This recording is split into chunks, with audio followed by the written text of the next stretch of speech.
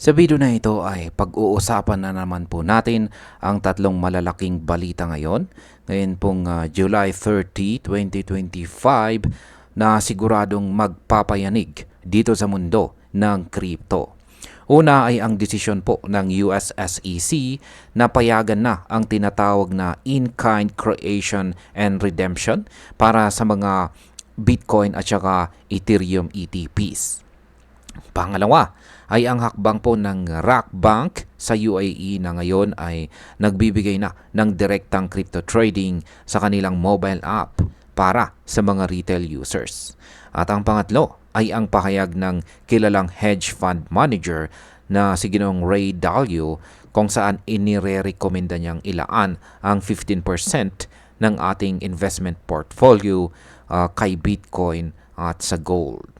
Kaya lahat ng ito ay nagpapakita po ng patuloy na pag-usad ng crypto adoption sa buong mundo. Pero bago po tayo magpatuloy ay pakibasa na lamang po muna ang disclaimer dito po sa ibaba ng ating screen. Yan, simulan po natin sa ating unang balita rito. SEC approves in-kind creations and redemptions for crypto ETF. Yan. Ano nga ba ang ibig sabihin ng in-kind creation and redemption na inaprubahan ng SEC? Ang in-kind creation and redemption ay isa po itong proseso kung saan ang mga shares ng isang crypto ETP ay maaaring ipalit. Hindi po sa pera kundi direkta sa mismong cryptocurrency tulad ni Bitcoin or ni Ethereum. Sa madaling salita, kung ikaw ay isang investor na gustong bawiin ang investment mo mula sa isang ETP, ay maaari mo nang matanggap si Bitcoin or si Ethereum mismo sa halip na cash. Ayon po sa SEC Chairman na si Ginoong Paul Atkins, ay isa itong malaking hakbang patungo sa mas makabulang regulasyon ng crypto sa US. Sinabi rin ni Ginoong Jamie Selway mula po sa Division of Trading and Markets ng SEC na mas magiging efficient po at less costly ito para sa mga investors at saka issuers. Ibig pong sabihin nito ay mas kaunting bayarin at mas mabilis ang proseso. Ngayon ay paano naman po makikinabang dito si Bitcoin at saka si Ethereum?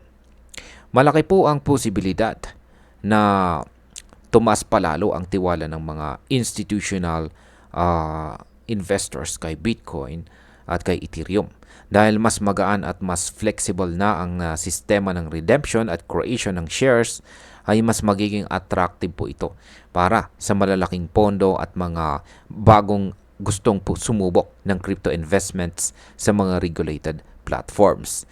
Ito po ay nagbibigay ng legitimacy o legal na kredibilidad sa mga crypto assets. Kaya kung dati-rati ay maraming natatakot dahil hindi pa maayos ang sistema, ngayon ay unti-unti nang lumilinaw ang direksyon. Ayan, ngayon ay ano naman ang ginawa ng Rock Bank sa UAE at bakit po ito mahalaga? Yan, ito naman yung pangalawang balita natin dito. Rock Bank becomes the first UAE bank to offer crypto trading for retail. Isa pong makasaysayang hakbang ang ginawa ng Rock Bank. Isa pong tradisyonal na bangko sa United Arab Emirates. Sila po ang kauna-unahang bangko sa UAE na nag-alok ng direktang crypto trading gamit lamang ang kanilang mobile app. Ang serbisyo po ay binuo sa tulong ng Austria-based company na Bitpanda. Sa bagong app ay pwede pong bumili, magbenta at magpalit ng crypto gamit ang UAE dirhams. Hindi mo na kailangang lumipat pa ng ibang platform o palitan. Yan, palitan ng dolyar. Lahat ay mangyayari po sa loob ng app ng bangko. At higit sa lahat ay regulated ito sa ilalim ng Virtual Assets Regulatory Authority or VARA. Ngayon ay ano naman ang epekto nito? Ano naman po ang epekto ng hakbang na ito para sa mga crypto adoption sa gitnang silangan or Middle East? Sa simpleng salita ay unti-unti nang kinikilala ang crypto bilang isang lehitimong bahagi ng financial system. Dahil isa po ang UAE sa mga tinaguriang financial innovation hub sa mundo, ay posibleng sundan ito ng iba pang mga bangko sa rehiyon. Kung sakaling gagawin din ito ng mga bangko sa Saudi Arabia, Qatar at saka iba pa ay mas lalawak pa ang paggamit ng crypto, hindi lamang po sa mga investors kundi pati na rin sa mga ordinaryong mamamayan. Ayan. Ngayon ay ano nga ba ang sinasabi ni Ginoong Ray Dalio tungkol sa Bitcoin at saka gold? Ito po yung pangatlong balita natin dito. Ray Dalio suggests putting 15% in Bitcoin, gold amid US debt doom loop. Ayan. Isa na namang matunog na pahayag ang binitawan ni Ginoong Ray Dalio. Sa mga hindi po nakakakilala sa kanya, ay siya po ang founder ng Bridgewater Associates na isa sa pinakamalaking hedge funds sa buong mundo. Ayon sa kanya ay dapat umabot sa 15% ng investment portfolio ng isang tao ang ilaan kay Bitcoin at saka or gold. Ang layunin ay makamit ang tinatawag na best return to risk ratio, lalo na sa harap ng tumitinding utang ng Amerika at patuloy na pagbaba ng halaga ng kanilang pera. Bagamat sinabi niyang mas pabor pa rin siya sa gold or ginto kaysa kay Bitcoin, ay inamin niyang may konti siyang hawak na Bitcoin. At ang 15% na rekomendasyon po niya ay mas mataas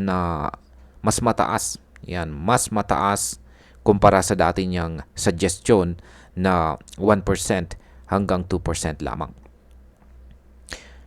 Ngayon ay bakit naman po napapanahon ang suggestion ni Ginoong Dalio sa kasalukuyan? Ang US or United States of America ay patuloy po na nakaharap sa krisis ng utang at pagbaba ng value ng kanilang pera. Sa ganitong sitwasyon ay natural lamang po na maghanap ng hedge or panangga ang mga investors laban sa inflation. Dito na po pumapasok ang halaga ni Bitcoin at ng ginto bilang alternative assets na hindi kontrolado ng central banks. Ang rekomendasyon po rito ni Ginoong Dalio ay hindi po basta-basta opinion lamang.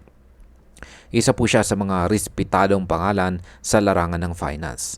Kaya kung siya mismo ay nagpapakita ng kumpiyansa kay Bitcoin, ay isang napakalaking signal ito para sa ibang mga institutional investors. Ayan, para po sa atin bilang mga Pinoy crypto enthusiast, ay unang-una ay lumilinaw na lalo ang global trend ng pagtanggap at integration ng crypto sa mga traditional system. Ang balita tungkol sa in-kind redemption dito ng SEC ay nagpapakita na kahit ang mahigpit na regulator tulad po ng US ay handa nang magbukas para sa crypto. Ibig sabihin ay posibleng sumunod din ang ibang bansa, kabilang na ang Pilipinas, sa pagbuo ng mas malinaw at patas na regulasyon. Pangalawa, ang ginawa ng Rock Bank sa UAE ay posibleng modelo na rin para sa mga bangko dito sa Pilipinas. Isipin mo kung ang BPI or BDO ay magpapahintulot ng crypto trading sa kanilang apps. Hindi na kailangang magpadala pa kay Binance o iba pang mga exchanges. Lahat ay mangyayari na sa sarili mong bank account.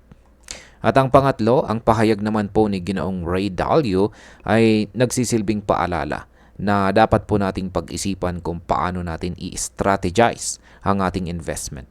Hindi kailangang bumili ng buong Bitcoin.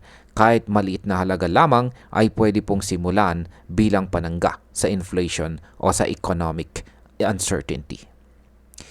At bilang panguli, nakikita ko po na unti-unti nang nabubuo ang matagal na nating hinihintay na tulay sa pagitan ng traditional system ng finance at ng bagong mundo ng digital assets. Si Bitcoin ay hindi na lang basta speculative asset. Si Ethereum ay hindi na lang ginagamit sa mga NFT at sila ay tinatrato na bilang bahagi ng mas malawak na sistema. Bilang Pinoy crypto enthusiast, ay dapat po nating samantalahin ang mga ganitong oportunidad. Dapat po tayo mag-aral, magbasa at maging handa sa bagong anyo ng ekonomiya. Kasi sa bilis po ng galaw ng mundo ng crypto ay baka maiwan tayo kung hindi po tayo kikilos ngayon. At ayun, hanggang dito na lamang po tayo sa video na ito mga ka-crypto. Marami pong salamat sa panonood. Ingat po tayo lagi at God bless po sa ating lahat.